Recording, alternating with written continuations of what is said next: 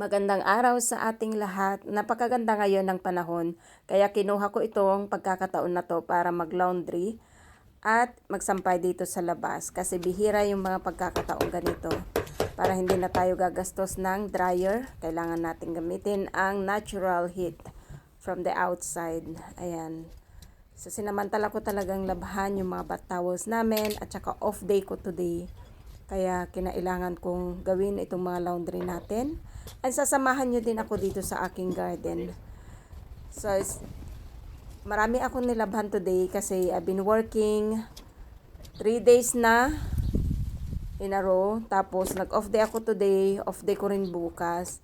So, it's all about, pagka nandito ka kasi sa UK, sasamantalahin mo talaga yung pagkakataon na maglinis, maggawin mo yung mga gawaing bahay pagka wala kang pasok sa trabaho. So, relate yung mga OFW dyan. At ganito yung routine ko tuwing off day ko. Sinasamantala ko talaga na ganitong pagkakataon. O, diba? So, tuloy-tuloy lang natin ang ating mga gawain dito sa garden. Kailangan ko pang i-improve. Marami pa akong kailangan gawin. So, welcome to the greenhouse. Ito ang aming greenhouse, guys. At napakarami kong tanim dito. So, ang gagawin ko ay magbabawas ako ng mga dahon na nasa ibaba para sa ganun ng sariwang hangin or yung mga insekto sa baba ay hindi sila basta-basta makaakyat. Alam nyo naman guys na pag marami ng dahon ang ating mga halaman, kailangan talaga nating magbawas para yung nutrients ay mag-focus sa mga bunga at saka magkakaroon talaga sila ng mas maaliwalas na puno. So, kailangan ko lang talagang gawin to guys. At saka itong greenhouse talaga, nakakatulong talaga sa akin mentally, emotionally. Alam nyo naman, or sa mga hindi pa nakakaalam, last February, nawala yung nanay ko. So, umuwi ako ng Pilipinas. Pagdating ko talaga, bumili si Mr. ng greenhouse dahil hinihiling ko na ito matagal na. Pero sa awa ng Diyos, nung pagbalik ko, meron ng greenhouse na nakatayo. And here it is. Nag-i-enjoy talaga. Ito yung place kung saan ako nagre-relax. Pinapaano ko yung emotion ko. Ganon. Dito ako talaga, di ko alam kung paano ko i-explain. Pero dito sa greenhouse na to, ako nag-i-emote. Alam niyo yon, nag-iisip kung ano yung mga gagawin, nire-relax ko yung mind ko.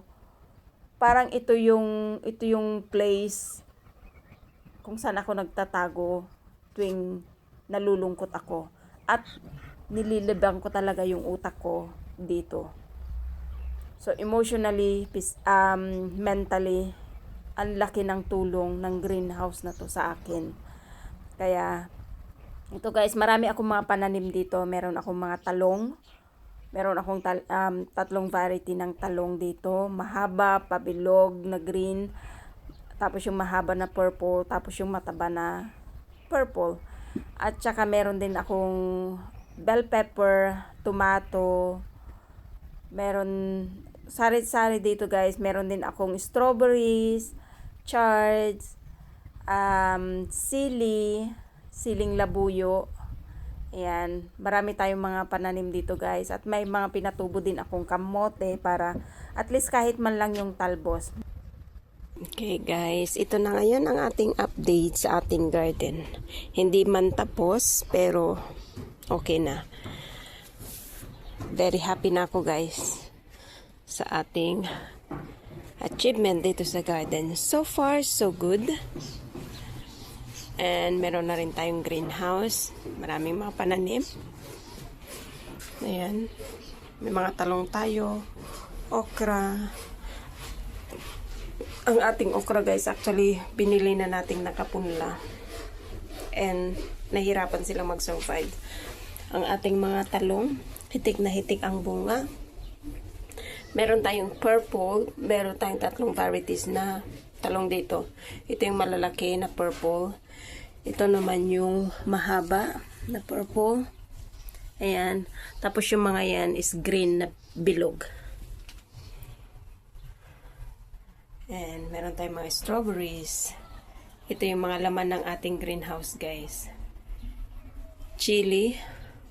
Ito yung maanghang, mga chili. Merong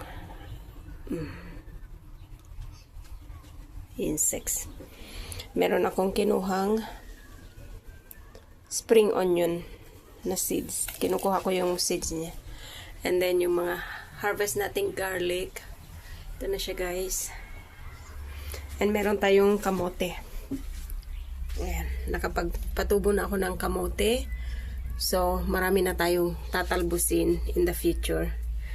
Kaya, kailangan kong bumili ng pot. And, bumili ako ng papaya. Dinadry ko din yung seeds. At titignan natin. Magta-try din tayo magtanim ng papaya. Ayan. May mga talong pa akong pwedeng transfer sa big pot. Ayan. Dito tayo sa likod.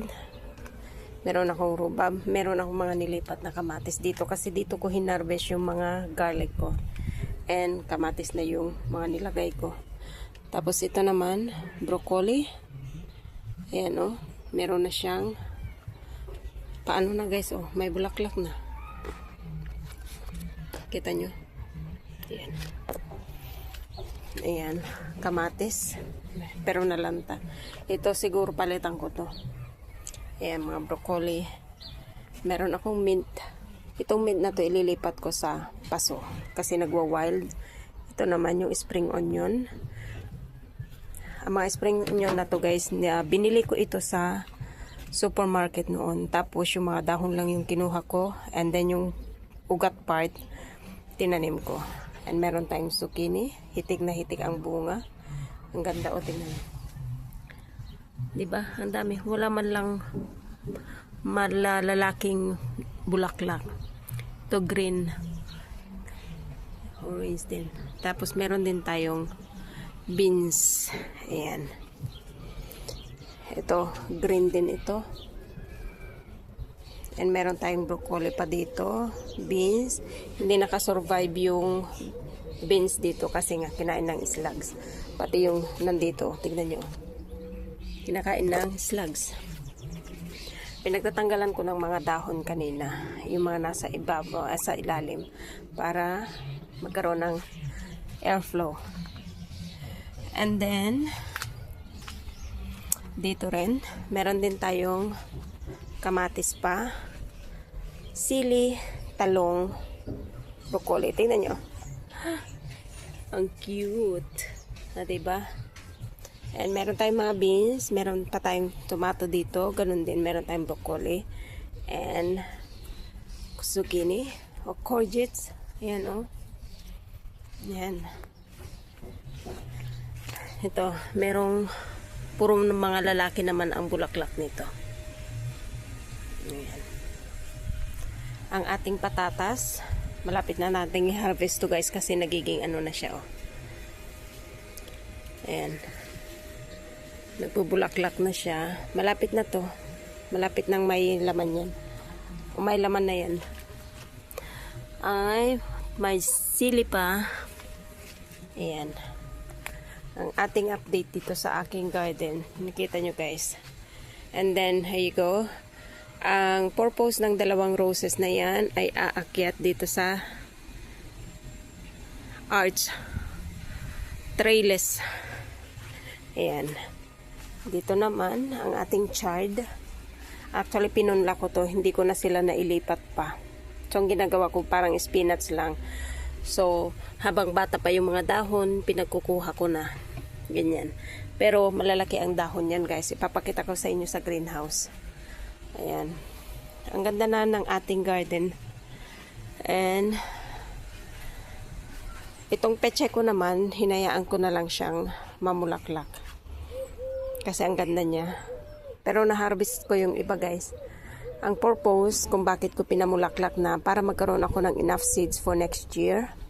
At hindi ko na kailangan bumili. Ganun din. Ang carrots. Nakapag-harvest na pala ako ng carrots, guys. Nag-try lang akong nagbunot ng 3. And ito siya. Ayan. Pwede na siyang pang snacks. Ang ating kamatis. So next year, ang atis, ayan, itong kamatis natin, dahil sa mga ganitong hapon nalililiman, next year, dito sa may kabila, andito ako magtatanim ng carrots next year. Ganyan. And then, meron tayong, yung charge pala na sinasabi ko sa inyo guys. Ganito ka, lalapad yung dahon niya. Ito. Tignan nyo, napaka-healthy, diba? Ganyan kalapad ang mga dahon ng chives pagka healthy sila. Ito naman yung mga purple. Ayan. O pula.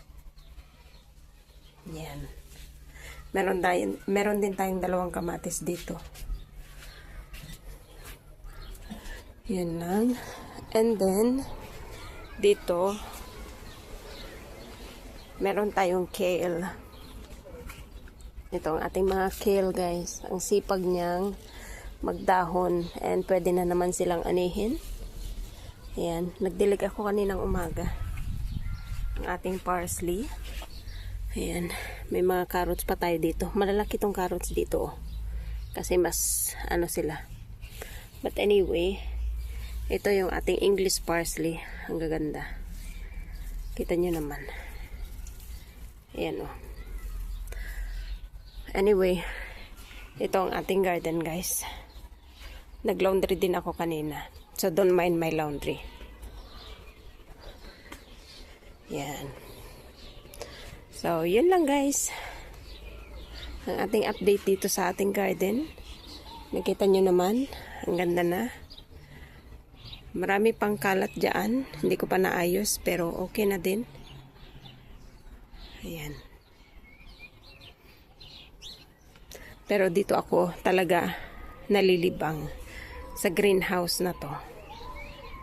This is my favorite place. Ganda niya.